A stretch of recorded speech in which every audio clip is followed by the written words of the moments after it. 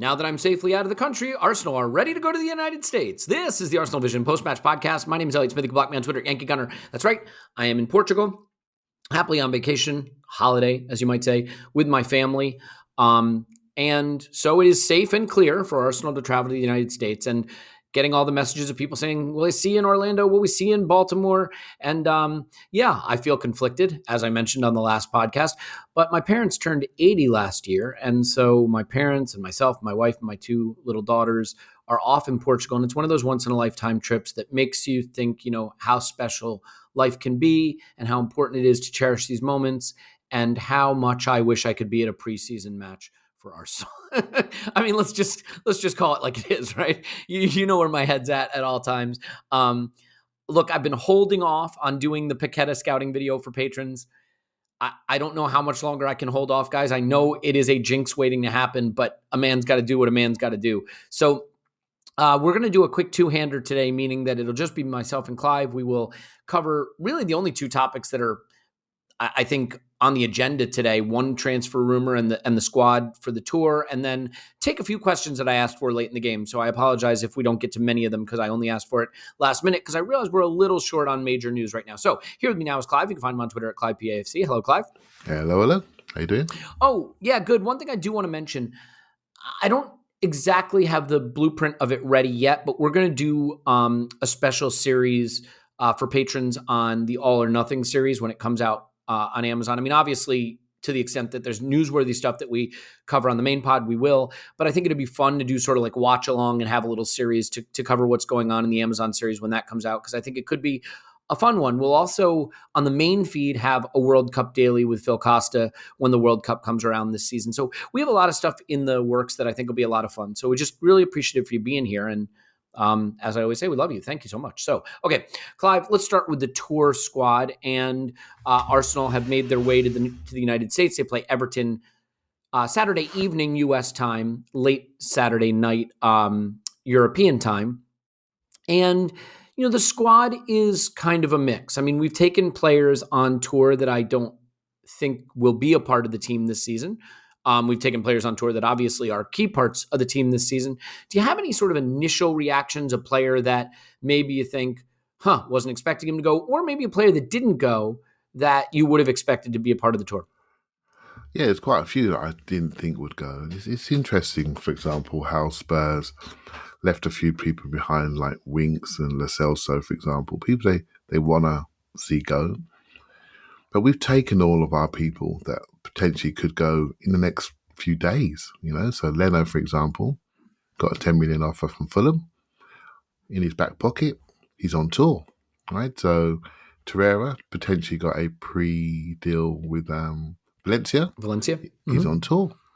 Pepe, okay, I don't see much activity around Pepe. Maitland-Niles got 1 year to go in his contract rather than, say, sit at home and run around the field. He's on tour, right? So it's a few like this. Renaissance on tour. People that we're thinking they're not really part of this going forward. So it's interesting to see the way we treat people. But it's also a little bit frustrating from a youth perspective. And we're really good at this. And I've been trying to work out why Sergio Bettino's not on tour. Right? So he's the golden boy, the next one. And I'm trying to work out why he hasn't had a chance to have this experience. And is it because it's going to be a commercial tour and they think it's going to be much more that way inclined, they'd rather do work with him? Or is it because they want to put these players who are going out the window in the shop window? I've been trying to reason it with him in my mind. It feels a little bit wrong to me, Elliot. It feels a bit wrong to me that there's not one or two more youth players on that plane. I think it'd be a valuable experience for them. But what he has done, sometimes it's simpler than that. I think he's basically bought the whole first team squad plus one academy player. These are senior first team pros in the first team squad, and he's brought them all on tour, and he's added one academy player, Royal Walters. And how excited must he be feeling right now as a 17-year-old, right? So, and how excited should we start to feel about his talent if he's been selected? So, which I think is really interesting. So, Yeah, that's where I feel on it, really. I think I feel it's a little bit wrong. I'm trying to explain it to myself. I'm sure people listening thinking, we should have bought Patino. What we doing? He should be sitting where Runnelson's sitting. And I can't argue with that, right? That's just the fan's view. And I think it's one to be explained, hopefully, going forward. It's really hard to say, right? Because I presume that if Patino had a role to play in the first team, that was substantial. I can't see Premier League, but even like Europa League squad or something like that, that you'd want him to get some playing time in preseason with the first team. There are reasons a player can be left back that we're not aware of. Maybe there's a slight issue with the thigh and they just want him to stay in the gym. And, he's doing such a good job with his fitness work that's where they want him to focus. And the attention and the chaos of a tour in the United States is more than he's ready for. And they feel his development will be aided by staying back. I mean, you just don't know with this stuff. But I think it's also important to remember we've had a lot of tours, Clive, where a young player has grabbed our eye, has captured our imagination and gone on to have no role whatsoever and never have any role whatsoever. We've had Reece Nelson summers. We've had Rio Miyachi summers, right? We've had Carlos Vela summers, and Carlos Vela turned out to be a hell of a player, just not for Arsenal. The point is that, like, there is always, with young players in particular, the danger of overestimating what a good summer means. Now, we've also had good summers from young players in recent memory where it meant a lot, whether that was Martinelli or Guendouzi, and you see them in preseason, you think, well, they're probably not, Smith Rowe, well, they're not going to play. And then sure enough, they do play, and they play all the time, and they're a critical part of the first team. So it is interesting. Is there something that you want? Yeah, please. Mm-hmm. Just on that point, I mean, I'm just trying to be consistent here because consistency is what we do. I think our last podcast, some of us. I think our last podcast was titled something like August Matters. Yeah, and not our last one, but one of the more recent ones. Yes, one of the more recent ones. Yeah, August Matters. The points in August Matters. It was the theme, really, something like that. And looking at, maybe this is saying to everybody, August matters. Time for the big boys to be out here. We want to be testing ourselves, not just on the pitch, but in training with all the senior pros to make sure we are sharp for Palace, Leicester, Bournemouth, Fulham. Because we all think that's going to be, we've got an opportunity for a good start. If you get that good start, the momentum could roll. And so it's not a time for children, not a time for development, it's a time for playing. Now, I'm just trying to process it for myself, and we all want these points. I've never felt we've been ready to start the season for a long time, and this is maybe something they're trying to do. Ready from day one, and I'm all here for that, mate. All here for that. What do we need to accomplish in a successful preseason tour? I mean, I think for me, I've reached a level of maturity.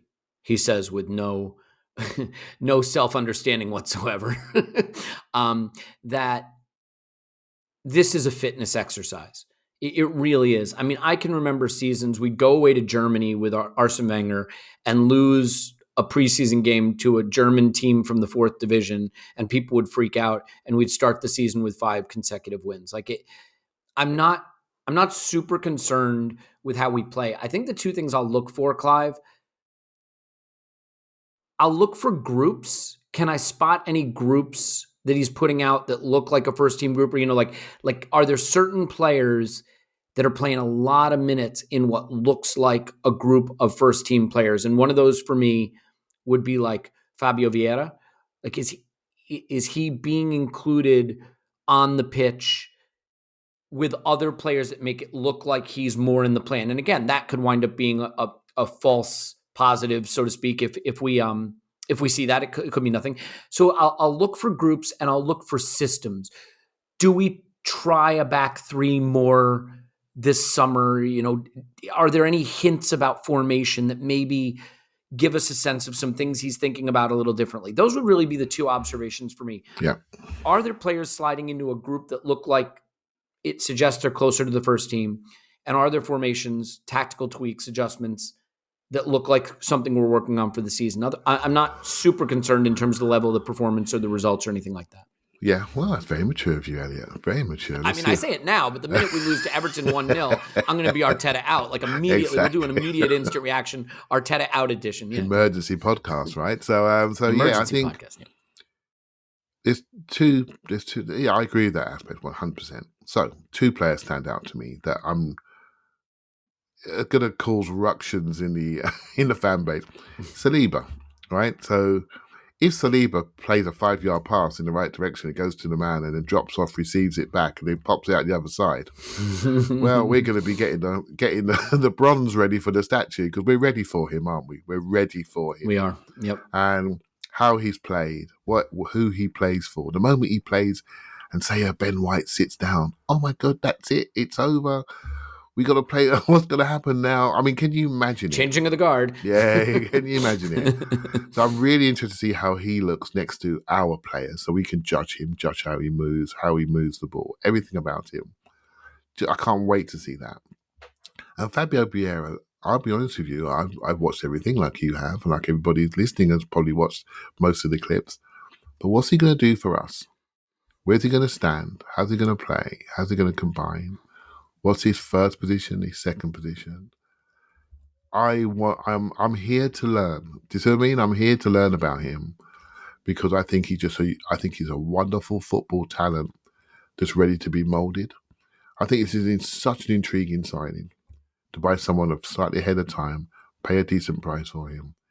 He's obviously signed no flicker, no issues, no nothing. I'm signing. There's a plan there that I don't think many of us are aware of at the moment. And I'm really interested to see what happens with him. Yeah, and I have to say, like, this is an area where you can jump to conclusions. But to your point about, like, a Vieira, if he's on the pitch at the same time as Odegaard, versus if we see routinely that he's the substitution for Odegaard, right? Those will lead to different conclusions, right? So or let's say he comes on for Saka. Like if his primary role in this tour is he's either subbed on for Saka on the right wing or he's subbed on for Odegaard as the right 8, then we'll say, okay, Vieira is sort of a right-sided hybrid 8/winger who's probably going to play Europa League games. Whereas if he's on the pitch at left 8 when Odegaard's right 8, then we're going to think, okay, he may be someone who's going to be an alternative to Xhaka in that role. And by the way, same with Smith Rowe. Will we see Smith Rowe play as an interior in this preseason more? Will he get reps at that position? Because we know the tail end of last season is really hard to interpret because we were very, very close to top 4. And I think Arteta was taking a hands-off approach to some extent, saying like, I don't want to touch this. We're close. It's working. I'm going to try to leave it. And then a spate of injuries hit. And I don't know if we ever really saw what he wanted to do. This preseason, we may get a sense that like he's prepping Smith Rowe to come inside more, or he's prepping Vieira to be on the pitch with Odegaard. Now, those conclusions, again, can be false positives that we are jumping to because preseason doesn't have to mean anything. For some players, especially players in their late 20s, for example, it is really just a fitness exercise. But I do think that that's a relatively fair conclusion to reach, that we can start to get a sense of those kind of roles.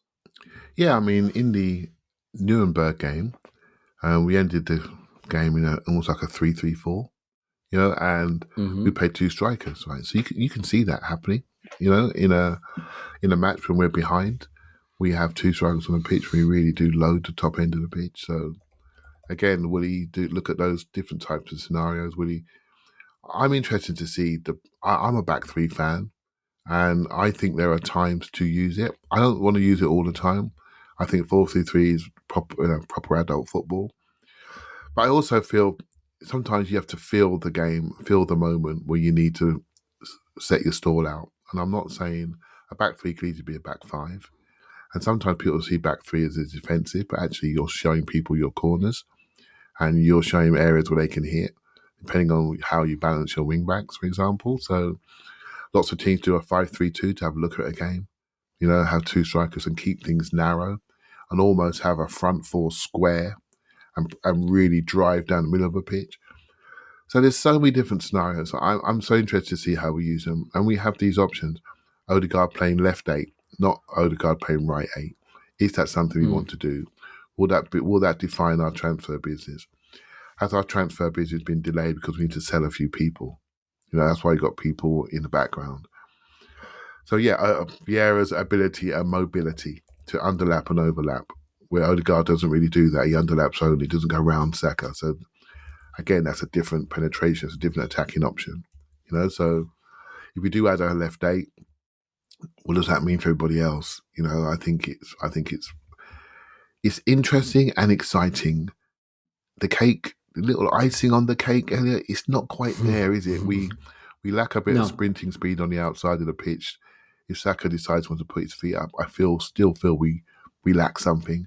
But now we're going to see Vieira and see if that's an option. There's another way to play, So this is the stuff where I think I never dismiss preseason. I think it's so informative. You see the experimentation. You learn about players, learn what they like, what they don't like. You learn what comes natural, what doesn't come natural. This is the time when I really look hard, and I'll be honest with you, sometimes I was confident about Ben White last year.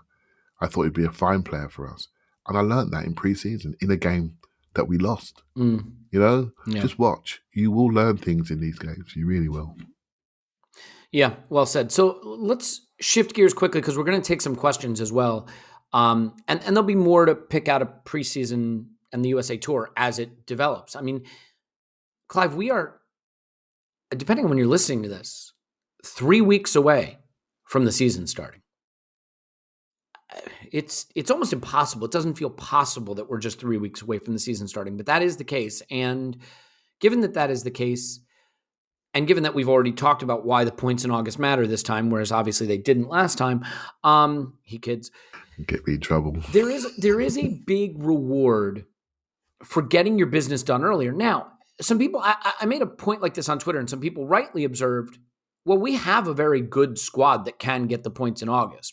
This isn't like last season where, we didn't have all our signings in, but we were a very, very bad skeletal squad. I mean, we have Tomiyasu, and we have Ramsdale, and we have Ben White, and we have Odegaard, and we have all those critical pieces plus the ones we had before. And we have Gabriel Jesus in the fold already, and Fabio Vieira. I think what I'm trying to say, though, is the strongest version of Arsenal we can be in August will be a huge benefit to us, because if it's that extra little bit of strength, that, it's that Tielemans edition, or dare I say that Paqueta edition, that helps us in one of those 5 August games get 3 instead of 1 or 3 instead of 0. We know how fine these margins are from just last season, and they're going to be fine again this season. So I do think there's still reason to try to do it sooner. It's not to suggest we're as weak this August as we were last August. We're not close to that. We're much, much stronger. But you want to be as strong as you can be, because these are games, these 5 games, as we've touched on, that we can win, and that we should be shooting for winning all of them. I mean, we should shoot for winning all 38, in my opinion. But so how do you feel about the Paqueta rumors in particular? It's the only one that I think is really of interest that's out in the ether.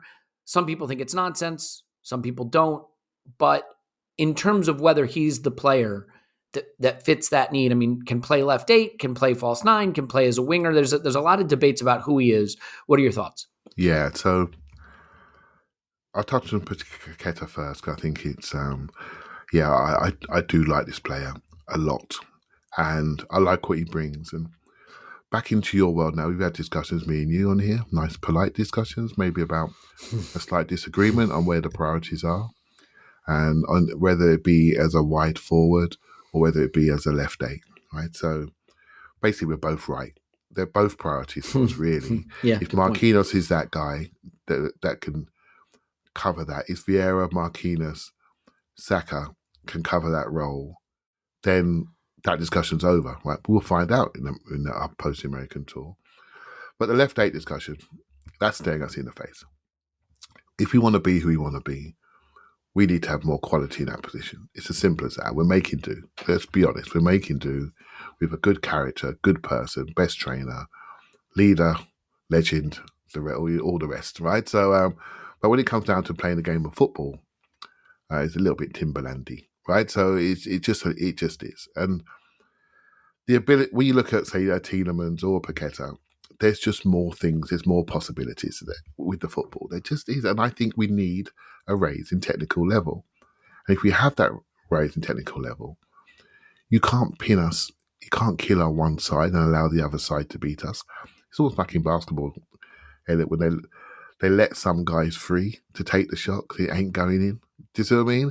And they double team the guy that's a real problem. People double team our right hand side and kick it to death, and our left hand side hasn't really kicked on. It hasn't. It's to be developed. It is, and there's a cog there that needs to change, that we need to play through. And if we can play through to get through to Martelli or Smith Rowe in a better way, and now we've got Jesus there as well that can combine. I think it could be the key to the team. Underpinning that with inverted fullbacks and solidifying things, I think is also a change we could potentially see. Right? So Paqueta, mate, honestly, he's got the personality like Odegaard's got. He brings it in, he moves it, he holds people off, he can post up, he can run, he can carry. His pressure data is really, really strong. He's far more two-way than I originally thought. I always saw him as a right winger and a step-over merchant. Stops the ball like Zaha, and then just puts it in the box and flashing shots and flashing. But actually, he's a hard-working player. He's quite two-way, and I find him really interesting. But I also find what's more interesting to me is I think, much like how we all felt when we saw Jesus at centre forward, I think we'll feel different if we see a left eight that can really, really play. Yeah, I got to tell you, Clive. Like, I think the Jesus thing, I think, is going to be relevant in other areas of the pitch.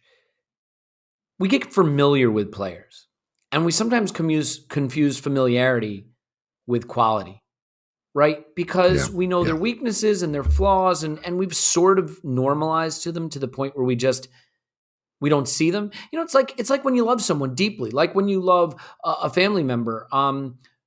Sometimes you've known them for so long and you love them so much that those little flaws that might be obvious to others, you just don't see them anymore. Or in some cases, you see them constantly and you wonder why you made such terrible life choices. You know, your mileage may vary, but like, which I'm sure my wife experiences on the regular. But like, I do think that Jesus coming in, even in a preseason game, your eye opens and you're like, oh yeah, real quality. And then you're like, wow, we actually debated through most of the winter whether Lacazette was a good number 9. You know, and like not to kick the guy, like he did a role we needed, but you see real quality and immediately your eyes open.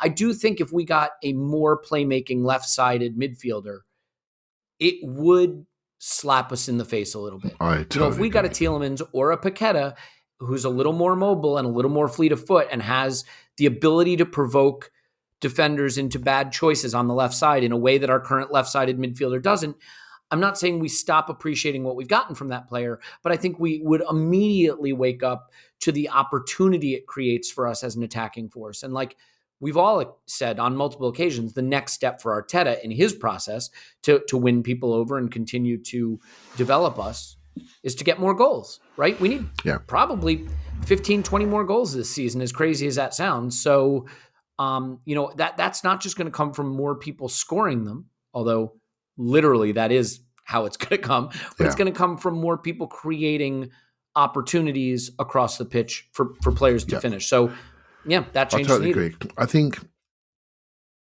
that one brain thing, for all of what Xhaka does for us, and this is not a Xhaka podcast, right? The technical brain has a limit, right? And you can see it. And let's be honest, right? Let's be honest with ourselves. Your gut feel is always right. When I saw Jesus on the pitch, my feeling was I had two immediate emotions, maybe 2 or 3. Wow, what a player! How good we look with a proper forward. He's so good. I'm thinking, crikey, I want to play every minute of every game. That's not possible. And by the way, can we get better people around him? Because we're going to need to, because he's that good. And that was my original thought, immediate. We need better people around him. Now, some of those players weren't available because they were, not on the tour. So that's going to be another interesting byproduct of the US tour. We've got more senior quality around. So it's going to be really interesting to see how they fit with him. But, mate, it just feels like there's one more. And if we get that one, I think, as you allude to, I think everything will become clearer, much clearer. All right. Well, let's do this. I think, firstly, we should do a Paqueta scouting video so we can end that rumor quickly so we don't have to see it No, drag I've on. got We'll too definitely do many that Twitter for patrons. people telling us we shouldn't do it, Elliot. See, but people don't know what's best for them. They say they don't want us to do it, but really what they mean is they want us to do it. I tried, people. I tried. Let's dive into some questions. And the first one I think is the most important one, so I'll get it right off the top, and it comes from John Redman on Twitter. Clive, why is his father's love conditional? Wait, I don't get that question. John wants to know why his father's love is conditional. I don't. I mean, it should be unconditional. What do you think's going on there? I don't know. What do you think I am? If I had to guess, John, like I'll take this one. Okay, I think he probably sees himself in you, and in that he sees all the opportunities he passed up and all the things he failed to achieve in his own life. He wants them for you, but if you don't achieve them, he can't feel good about himself. So that fulfillment is being passed down generationally. And John, I think all you have to do is live your best life, and eventually your father will come around to realizing you're separate men, you're different people, and he can love you for who you are. So I hope that helps. I didn't know. Are you prepared for another one, Clive? Yeah, well, it is my forte is a little bit more football orientated, but you carry on. Can see where we go. You got to be a man of all disciplines, my friend, in this day and age, a Renaissance man, as they say. Okay, this one comes from Nick Caprara, and I think it's fair. Am I alone in looking at other clubs aging overpriced signings and not being worried and wondering why they don't get the media criticism we do? Mentioning no names, Spurs and Chelsea. I'm not so concerned about the media criticism side of it because who cares what the media thinks, but I am interested in his point about, clubs going after some aging and overpriced signings, Chelsea joining the Spurs bandwagon, but Chelsea probably even more. I mean, I don't know exactly what they're thinking there, but I've been reading a little bit of Chelsea Twitter, and there's some concern there that maybe they've listened to me talk about age curves. What do you think about what's going on? Someone at Spurs, but it's definitely at Chelsea. Yeah, so I know Nick, a long-time supporter of the podcast. What I will say is it's interesting how we get criticised for everything and how our deals get ripped apart. But let's take a step back. There's a little bit of transition going on in the Premier League. There really is. I mean, what's happening at Liverpool with Núñez coming in, that's a big thing. I mean, Mane's been a major part of what they're doing. There's a big scream at Liverpool saying we need a midfielder.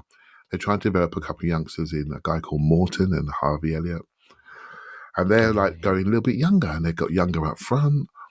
And he's like, that's interesting. There's a bit of transition going on there. They've re-signed Gomez, which I think is a very smart move. So they're making sure their back door's shut. But there's movement there.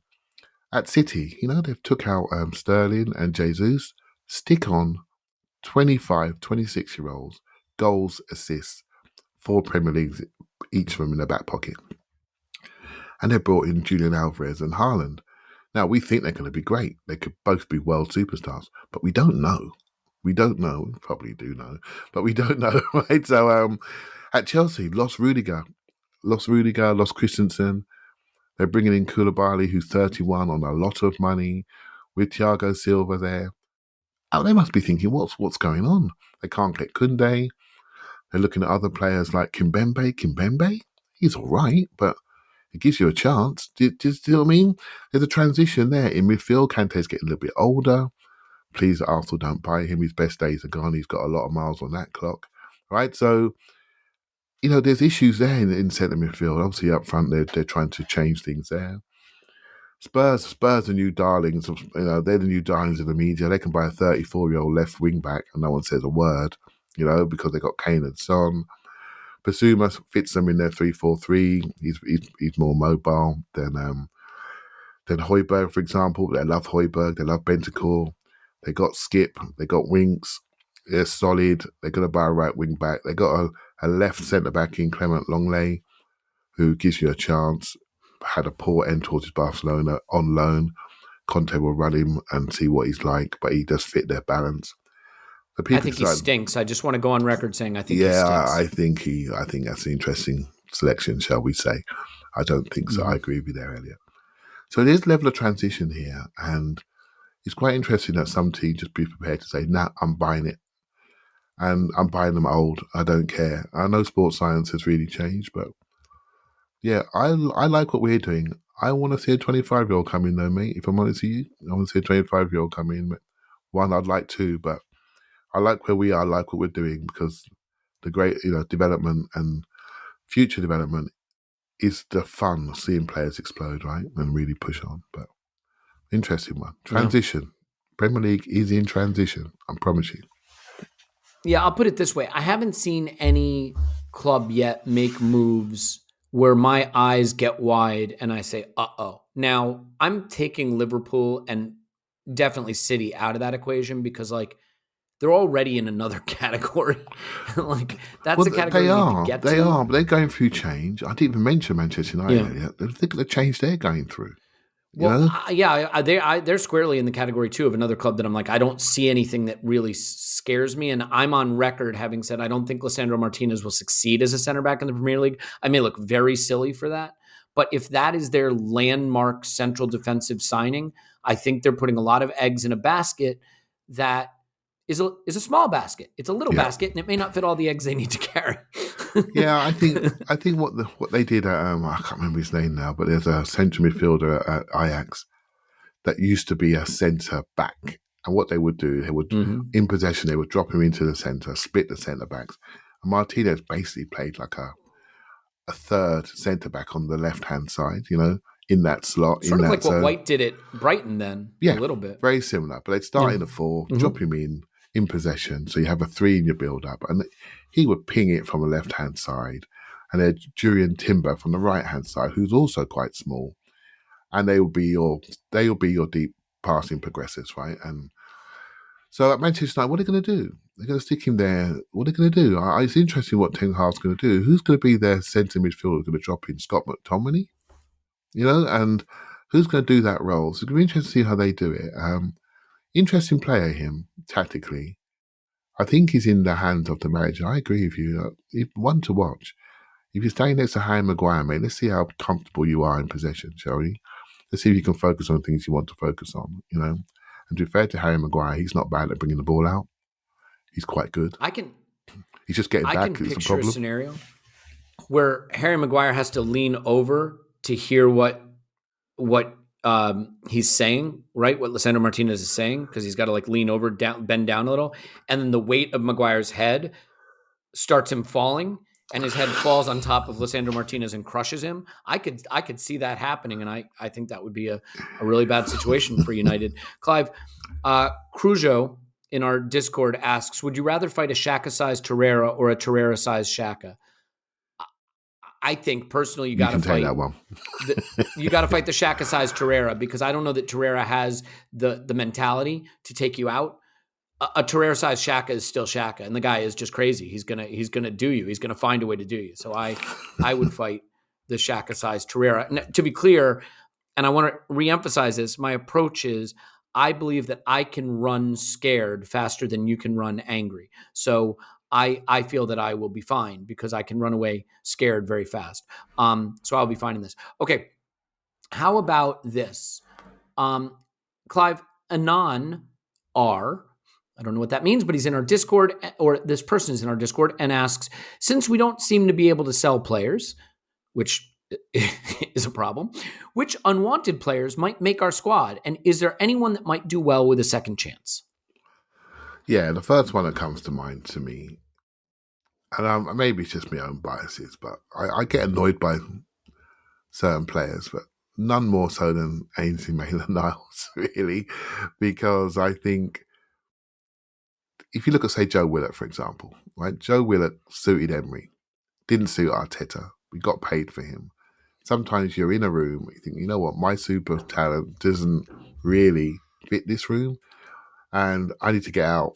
And Smith Rowe suited the room, and Smith Rowe ended Joe Willett's Arsenal career. And that's that. That happens, right? So he's moved on. He's going to be a fine professional in the Premier League. But Ainsley Maitland-Niles, with the use of inverted fullbacks, and you're looking at this guy who wants to be a midfielder, can play on the outside and on the inside, can be an inverted fullback on both sides. We have seen him do it in a cup final. On the left-hand side of the pitch, he got picked for England in a cup final. He got picked for Arsenal in a cup final over Bukayo Saka because of his defensive play to stop counter-attacks and to underpin Aubameyang and make sure he didn't have to defend. He got picked for England as an inverted fullback on the left-hand side. We play inverted fullbacks. Mate, I just want to say to him, I just want to shake him. Can't you see the opportunity here? You don't have to change. Everything you do well fits this group. You don't get beaten in one-on-ones. You know how to move the ball as a midfielder because you trained as a midfielder. But you've also trained as a wing-back and a full-back. So you can run around people, you can catch people, you can move the ball quickly off 1-2 touches. You need to play with a bit more intensity, a bit more urgency. You need to be switched on a bit more. But that's it. You're two-footed. I just look at it and think, I just want to scream. I want to scream at him and say, come on, somebody tell him what he could do. Somebody tell him. And obviously we're not aware of the relationships in the club and the agent relationships and what's been promised historically, where he's been let down, how he's felt. We're not aware of any of that. I can just look at the pitch and predict where we're going and see somebody that could be really valuable for us, going forward. And it just frustrates me that we're still having this discussion for a 24, 25-year-old now. Not a child, But, hey, that's my frustration. What about yourself? Anything there that you see that you think... It's hard for me because I don't see any real solutions to problems, personally. You think Torreira's done? Torreira's done. I do. And I'm not inclined to... The problem is the player that sits at the base of our defense, of our midfield, has to be a ball progressor. He has to be. And that, I think, is the single biggest weakness in Torreira's game. I think he can give that little lateral pass, that square ball, but I don't think he's a great progressor of the ball. It may be one of the reasons Emery did try to play him higher up the pitch to be a guy who can win it back high, press, regain, give it to someone. I didn't think that was a bad move. Everyone laughed at it. I thought that's a smart way of using it. If you want to progress in a different way, you want to press from the front. A smart way of using him. Yeah, and it's why I think the shielding midfielder idea is misunderstood, and I don't think it's as great a role in the Premier League as people think. Like, people point to Conte as this shield. First of all, Conte is a generational player in terms of the ground he can cover, the engine that he has, and I think he's dramatically underrated in terms of what he does on the ball, both his passing and his carrying. He is a technically gifted footballer who just happens to also be a vacuum cleaner, a hoover who can go around the pitch just collecting the ball wherever it may be. I think Bissouma's sort of in that category a little bit, but with less ball progression. I'll be curious to see how he does at Spurs. To be fair, they don't want the ball, so all he has to do is win it back and kick it long, and that suits them. I don't think Torreira has the range or the passing to really play that role, and so I'm inclined not to see him having a way back. David AFC8 on Twitter asked Clive, how do you unwind after speaking/listening to Yankee Gunner for an hour? I don't know. I'm still trying to learn that skill, actually. It's something I'm trying to work. My family I'm trying to work through. I got all these private messages telling me, don't let him do a video on Paqueta.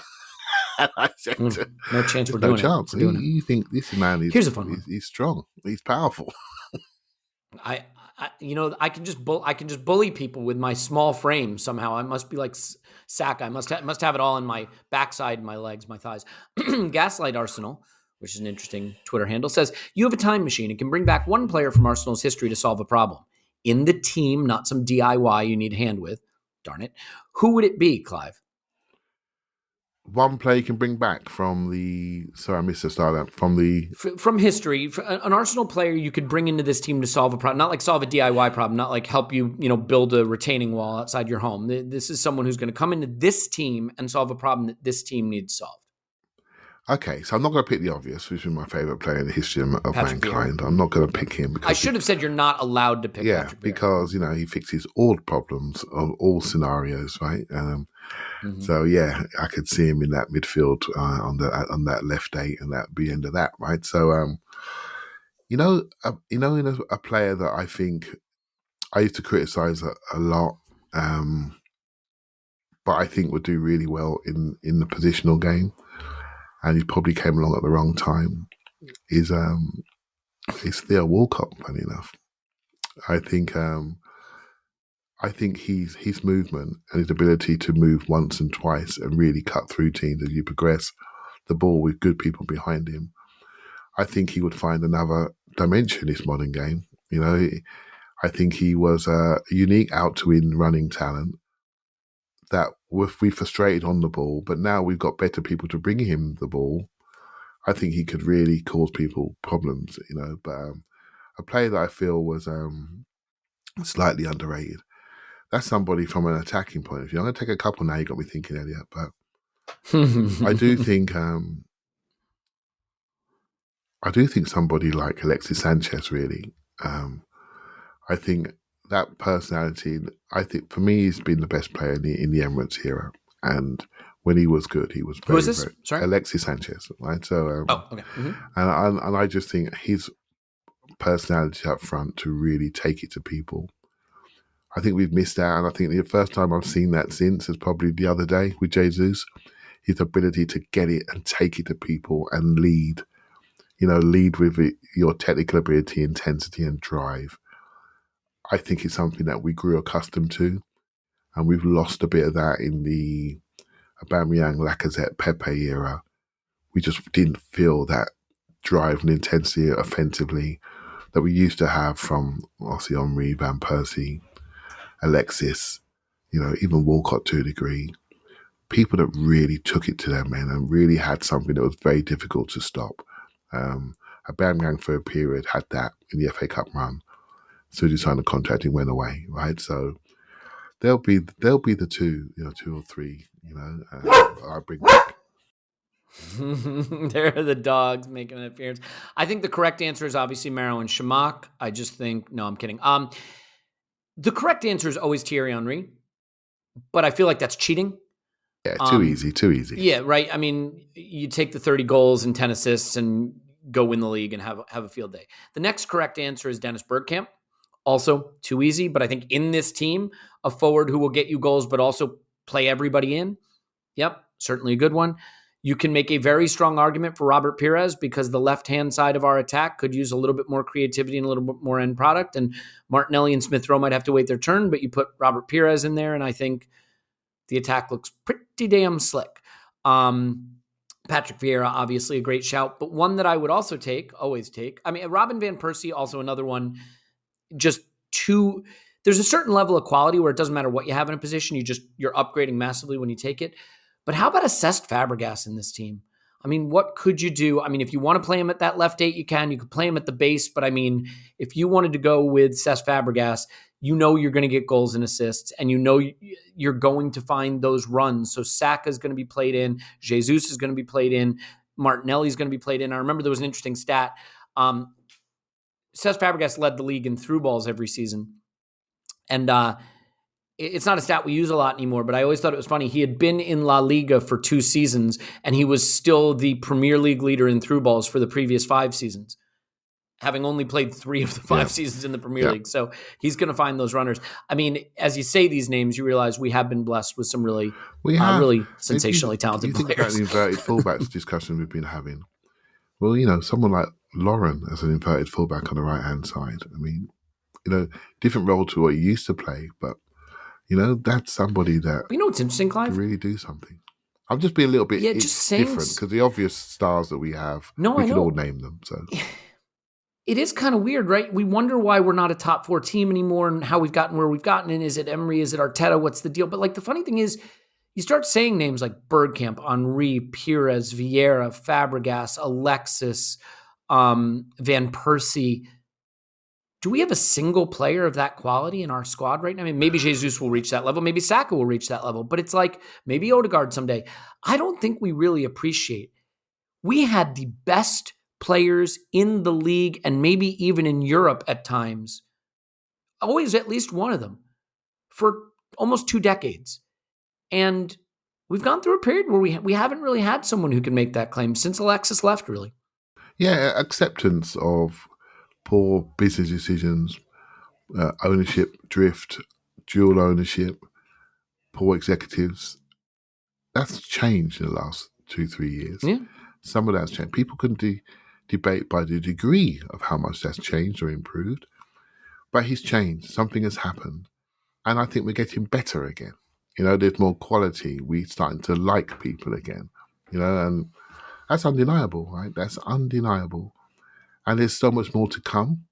And that's the thing, because of the ages, development is something that's almost hard to measure. It's hard to pace, but there's more to come, Yeah. a lot more to come.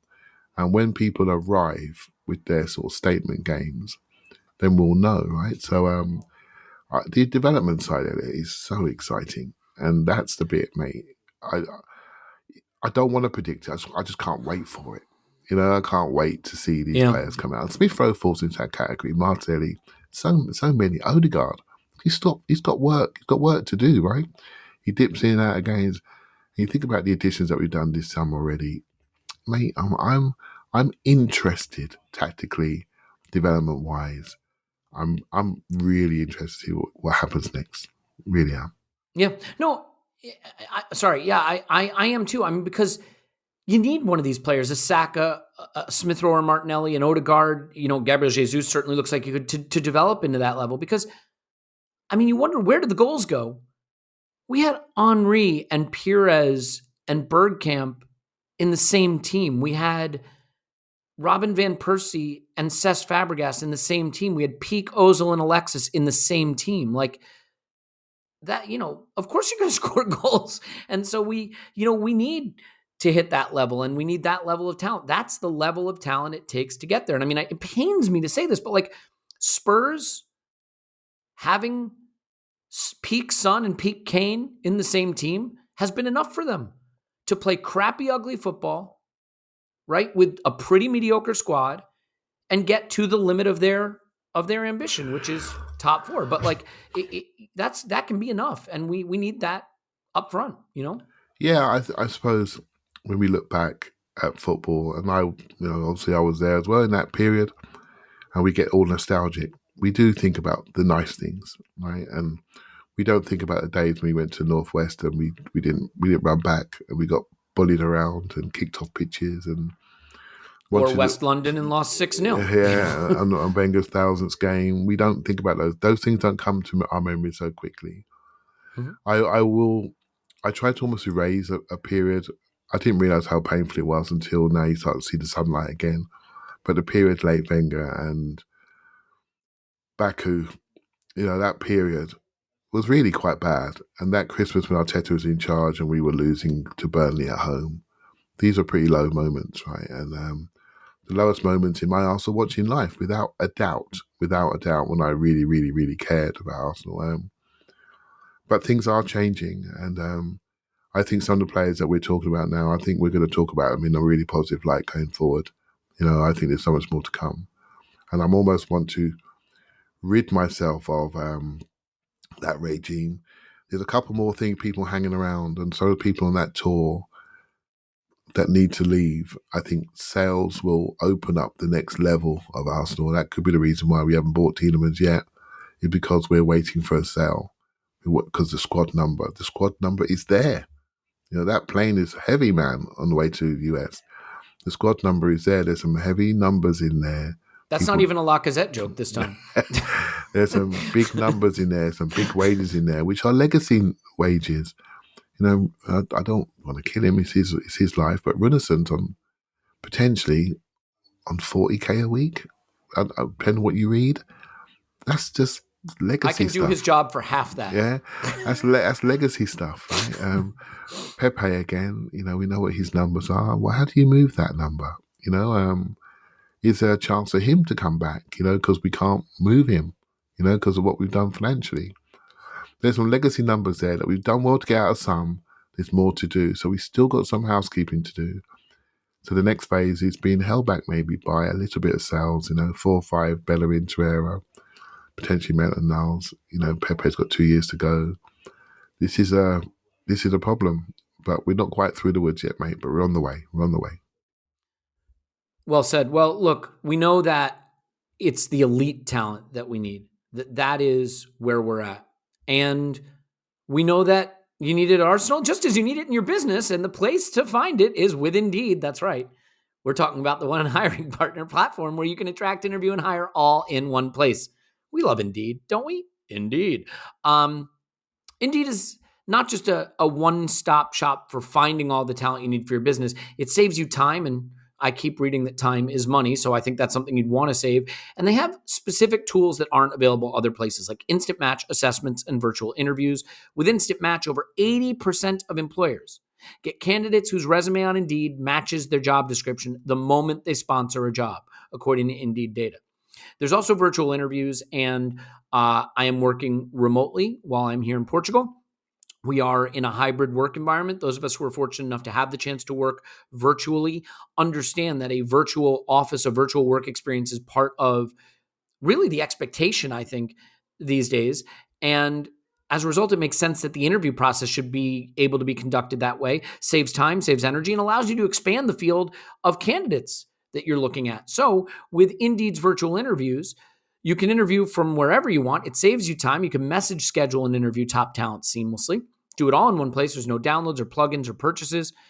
And most employers said it saved them days of hiring time, right? So the best part about Indeed that I always talk about is that it's the only job site where you only pay for applications that meet your must-have requirements. So let's do this. Sign up for Indeed now. Get a $75 credit towards your first sponsored job, plus earn up to $500 in extra in sponsored job credits with Indeed's virtual interviews. Visit Indeed.com/Blue Wire to learn more. Claim your credits at Indeed.com/Blue Wire. Indeed.com/Blue Wire. Terms and conditions apply. You need to hire.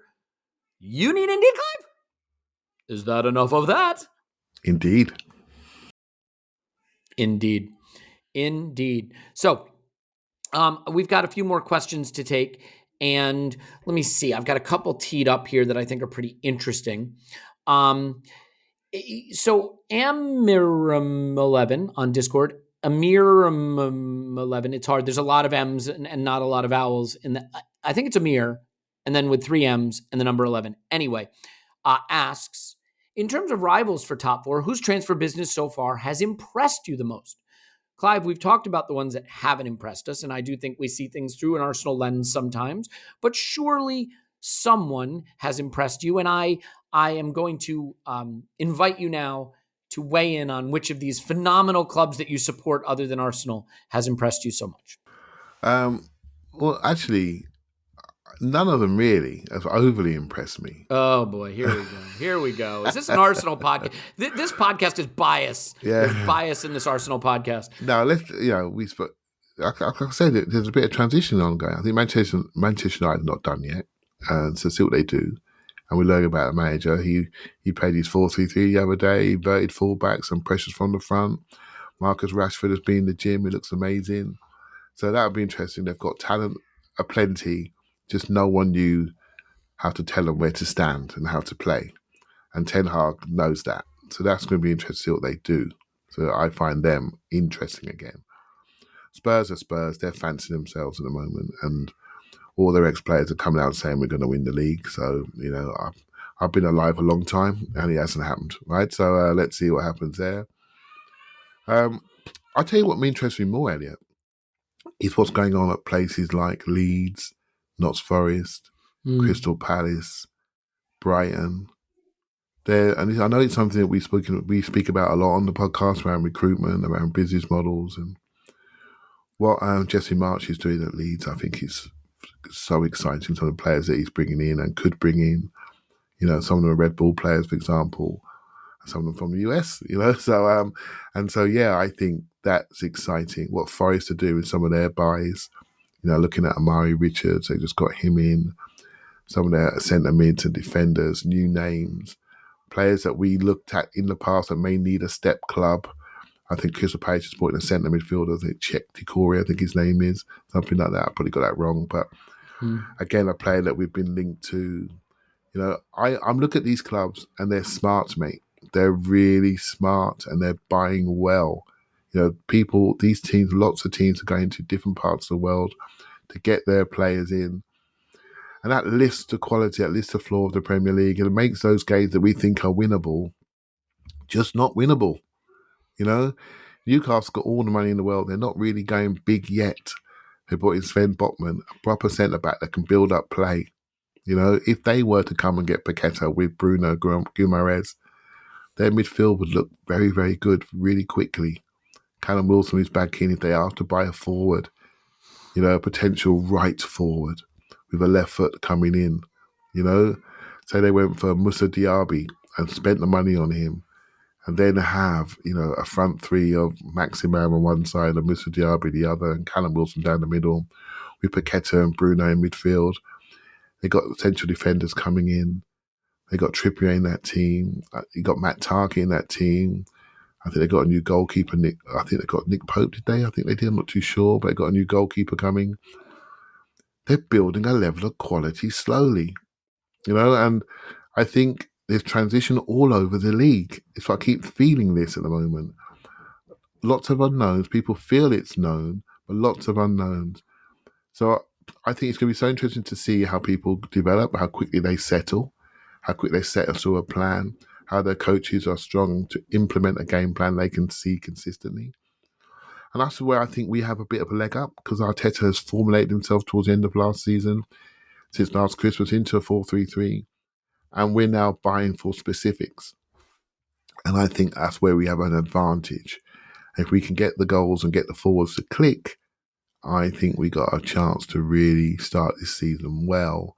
But if we don't, I think the ramifications could be quite loud. I feel that, I think Arsenal fans didn't like seeing us 20th last season after 3 games. Not something we want to go through again. We have an expectation this year, and I think we need to meet it, mate. We need to meet those expectations. Yeah, it's so hard not to compare two things sometimes, even if those two things are not comparable. And I think last August and this August are inapposite in the sense that not only did we do late transfer business last August, but we also had the COVID absences, and we had 2 of the first 3 games being games that we were going to be significant underdogs in anyway, right? So if you take the Brentford game out of the equation, it's Chelsea and it's City, and we could have had all our business done and still lost both of those games. So this summer is very different in the sense that we have the better squad that we did build last season. We do have additions already in the fold, and we're not playing any of those teams in August. But again, you want to be as strong as possible, because it's the one guy you add the first week of August who plays in the 3rd game, who gets you a goal in the 88th minute, who turns a draw into a win, who gets you top 4 that you wouldn't have gotten otherwise. The margins are that fine. I do think like City look like the obvious team to me that just are a juggernaut, and I don't see that changing. So, but I don't know that I consider them a rival for top 4 at this point. No, like I don't. Someday maybe, but not now. Let's do a couple quick hitters. Paul Goins at Tall Gooner Paul on Twitter, Clive, he asks, if the only offer we get for Pepe is a loan with no obligation to buy, do we let him go or keep him? I'd say we probably let him go, because I think he needs to play for somebody that wants to play him, that really believes in him. I think we're losing him as a person. I remember the time we went to the Palace game and I said to you, I saw him not looking at the ball when the goalkeeper had it, walking to one side, not looking engaged. I said to you, Elliot, trouble, mate, trouble. Because you can play bad, but you got to look engaged. And after that game, he didn't play for a long time. So something broke in him that day. After the Wolves game, I thought he was back. I thought, here we go, he's back. Look at this performance when he came on and we got the late winner, etc. Then he was sat down again. So something's not right. Things not right in his relationship with the manager. The manager doesn't quite trust him. That happens, by the way. That happens all the time. This is not like unique to him. Manager doesn't fancy player, shock. It happens, right? Manager has a favourite, likes to play this player all the time. Even when he's having a bad game, never comes off the pitch. It happens because he just trusts people, and that will always happen in the game of football. But we've made an investment in this guy, and it's not about recovering that investment. If you're not going to play him, you've got to be fair to his career. He's 26, 27. Go play. Go play. And within that time, he could market himself into a position where we do restore the asset. Is that the words you need to say? Restore the asset a little bit, Yeah. and he finds himself a home. So I hope I hope for him he plays this season. If it's with us in a more trusted role or it's elsewhere, he just needs to play. Yeah. Lot of questions, Clive, about left back. So I'll go with AFC_badge at conveniently AFC underscore badge. After missing out on Martinez, what I think is so interesting, by the way, is we've all just accepted that Martinez was a left back target for us. Like, I love how that's just become the thing, because I actually tend to agree with that. After missing out on Martinez, should we revisit the left back situation next summer and focus on different targets now, or is it essential that we sort it out? It's a great question, Clive, because the other thing is there were a lot of rumors of a loan for Tavares going out. So what do you think the situation is with left back? Is it essential to be sorted now? Yeah, I might be the wrong person to ask here, Elliot, but because you rate Tavares. Well, I don't Idjit. I don't dislike him as some do, and I think there's work. No, I rate him. So. Yeah, I think that's it's my nature, right? I like broken soldiers. I think if someone can be fixed, I'll always find a way to fix them. So yeah, you can criticize me if you want, but I don't think it's as bad as what people are saying is. But again, it's tactical fit, right? So tactical fit, his issue for me is deep ball progression and how he exits certain zones of the pitch. He wants to run the ball out when he needs to learn how to combine, clip it, and then go after it.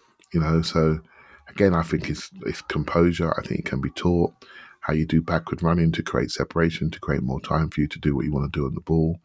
This can all be taught. He just needs time on the pitch. Is that Arsenal's pitch or is it somebody else's pitch? I'm not so sure. Martinez got nothing to teach him when it comes to deep ball progression and stopping transition tackles. Nothing to teach him, because we can all see that from YouTube and the way he smashes people early in the transition to create offensive transitions. So he would have been a fit in that role. Whether he liked it or not is another story. I saw a couple of rumors we spoke before the podcast, didn't we, about how would I say his name now? Mikola Matviyenko at Shakhtar. Shakhtar? Yeah, Shakhtar did it. And I had a quick look at him last night, and I realised we were linked to him a couple of years ago. Right, so excuse me, a left-footed centre back stroke left back, mobile, about 5'10", 5'11", good player. And I remember looking at him when he came up, and I always liked him. The reason why he popped up on our radar, I think he played against Man City once in Champions League and had an outstanding game. And Man City looked at him, and obviously Arteta was around at that point. And so, yeah, that link's been around. I prefer him to Grimaldo, shall we say? Just well, yeah. Don't laugh, because there are people that really rate Grimaldo, but I prefer Matviyenko. That's the way to say it. Matviyenko. That I prefer that player just based on clips. Never seen a full game, although I did see that Man City game, but it was a couple of years ago. So yeah, I'm open to this. I'm open to Nuno and Tierney developing into the role as Arteta wants it. I think they can do it. I like their defensive presence. I don't think they're easy to beat. I just think we need a little bit more security on the ball, and they could both be fine. But I'll tell you now, there's a debate to say they could both go at some point in the next year. Easy. You can see it, can't you? But they're here. I tend to analyse people differently during the season and in off-season. In off-season, when the squad can change, I'm a little bit more, you know what, he needs to go. Or he needs, because it can happen. In the season, I tend to be a little bit more solution-based because they can't go anywhere. So what's the solution? So yeah, what's his space, right? What's his space? I think everything's open on left-hand side. Back to pre-season again. We'll know a lot more in a week and a half. We really will. Where Nuno is, where Tierney is, fitness-wise, can we see their roles changing? These are one of the learning experiences we got coming up in the next few days. Yep, well said. Clive, another quick hitter. Isaac at AFC_Isaac, Paqueta or Tielemans, you must choose. Oh, that last bit, did you put it on the end? No, I swear it's in the tweet. I swear. I must choose? You must choose. Well, because I'm a natural pragmatist, I go for Tielemans because I've seen him play many games of football. And I also think even though he plays a lot of righty, I think it'd be good to have a righty coming in on that side and smashing shots coming in where you can see the whole pitch. I quite like that idea. And, I've also seen him run through Chelsea's midfield and stick the ball in the top corner in an FA Cup final. So I know he can play at this level. Now, Paqueta now, if I look at him and I just see all the lovely things in football, but I don't know if he can do it. And I said, I was on a podcast this week and I sort of said, there comes a point in this project where we don't want to have too many projects within it. Do you see what I mean? And Paqueta will potentially be another project as we develop him and settle him. Whereas I think Tielemans comes in and just says, yeah, I know what to do. Give me the ball. And how do we feel when Jesus came in? I know what to do. Give me the ball. Settled. Day one. 90 seconds, the ball's in the back of the net. This stuff means something to us. We talk about points in August matter. Sometimes just do what's obvious. So I choose Tielemans, even though I love Paqueta. Yeah, I mean, I think to your point about pragmatism, right? Like there is this feeling that we can just like get Tielemans and he'll do a job that will be better than the job being done at that position, we believe, and we kind of get a sense of what he'll bring, and it feels, particularly known, and he's right into his prime now, and he's not super expensive, and it just doesn't feel like a roll of the dice. Every signing is a roll of the dice, but it doesn't feel that way. Whereas Paqueta, I think in terms of pure exciting talent, a lot of times these players that play in leagues we don't watch as closely feel like they're more talented just because we can breathe all of our hopes and dreams into them, and we don't know any of their weaknesses or flaws because we haven't seen it, right? So Paqueta might be the more talented one, but to me, like Tielemans is a good player. We did a scouting video on him, Clive. He's probably a little misunderstood because he had a weird season for Leicester this past season, but I believe he substantially strengthens us in the exact kind of way we're crying out for. Yeah, he's got personality one up. So we know what we have in the baseline midfield. We know the options there. But one up on either side, doesn't matter. He takes responsibility. He's just a midfielder. Receives on back foot either side and moves it quickly. Very quickly, directly. Pace of pass is stunning. Shooting around the edge of the area is unreal. So sweeping crosses. I just don't think this. Yeah, I look at him and sometimes think, oh, you got run past there. But I'm thinking, okay, we just invert fullbacks behind you. Don't worry. We'll look after you. Put you in a cradle. I think there's so much there, mate. And much like Jesus, just sometimes just get the guy, put him in there, and make other people compete with him. Lift the level. That's how we're going to do. If we'll lift the level, we have to bring people in to lift the level. We can't always develop to that level, So that's why I am with it. It is interesting. I think like we've sort of re-fallen in love with the team. A lot of people have anyway, and that's understandable. And a lot of that's based around the young players. And that's a really fun way to do it. But I think we've forgotten that like it can't all be that. There have to be some established prime age players who are just grown-ups in the game, right? And know what to do the minute they hit the pitch and deliver a little more consistently. So we do have to be careful about that balance. Let me ask you one that I think is sort of interesting, Clive, because I hadn't really thought about it. It's not an area of football that I think about a lot, which is sort of the way the players engage in the dressing room. But Callum White at Callum_GU on Twitter says, do we have a risk of developing a Brazilian/Portuguese speaking clique? And is it something to be worried about or a positive thing? And I'll combine that with Steve Jenner's question from Discord, where he says, in terms of Arteta breaking dressing room cliques, he saw the photos of the players on the plane to the U.S. And he noted that Saliba was sitting with Pepe, Reece Nelson and Eddie Nketiah, Saka and Balogun, Marquinhos, Jesus, Martinelli, Vieira, and Cedric together in a row, and then Gabby with Nuno. Anything to worry about? I mean, it is interesting. Maybe this is just how football clubs work. You speak the same language, you're likely going to sit next to players who can understand what the hell you're talking about. But do we have a potential clique problem or, a balkanization of the squad into the languages they speak or the regions they come from? Yeah, in the modern game, in the modern Premier League game now, where you get people from all parts of the world, I'm sure it's a challenge for every club, right? Because you have, you stand next to people that you can connect to, and that's just the way of the world, right? So when you're a group, there's a common language, there's a common nomenclature, right? So there's a football language that needs to exist. There are rules, and they are in one language generally, and they encourage people to normally do the language of the where the club is, and that's normally English, right? So, and you have to get to that point.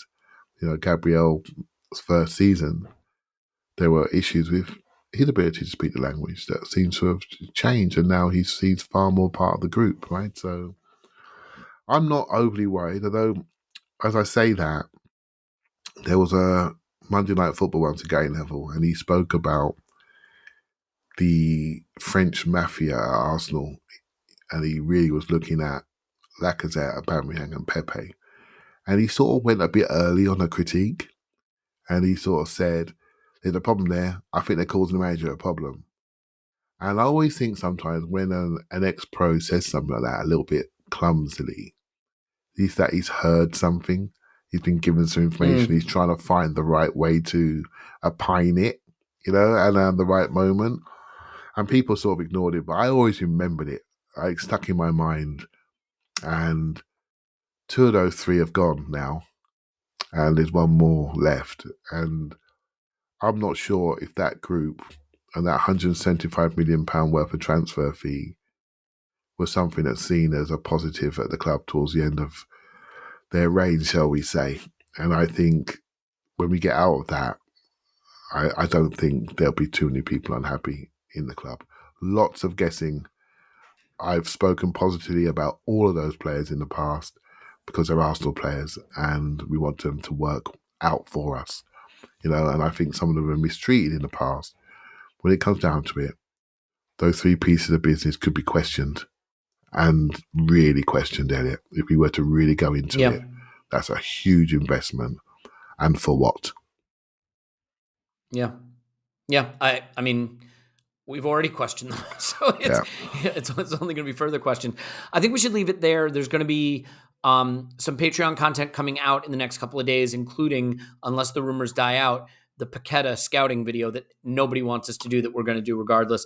There's going to hopefully be instant reactions after the preseason games. What with me being in Europe and them happening at like midnight, it's going to be a little tricky, but I think we can still make them happen. So stay tuned. Lots more to come as the preseason rolls on. Obviously, the emergency podcast when all the signings start being airlifted over to the U.S. for us. We'll get on top of that. So I hope everyone's doing well, enjoying their summer a bit, trying to slowly ratchet up the anxiety about the new season and not just get all the way to 100 right away because there's still time. Clive's on Twitter at ClivePFC. Thanks, Clive. Thank you very much. My name's Elliot Smith. You can block me on Twitter at Yankee Gunner. Thanks, everybody. We love you so much. Tim and Scott and Paul and everybody obviously back on a future episode. We love you, and we will talk to you after Arsenal 10, transfer window nil.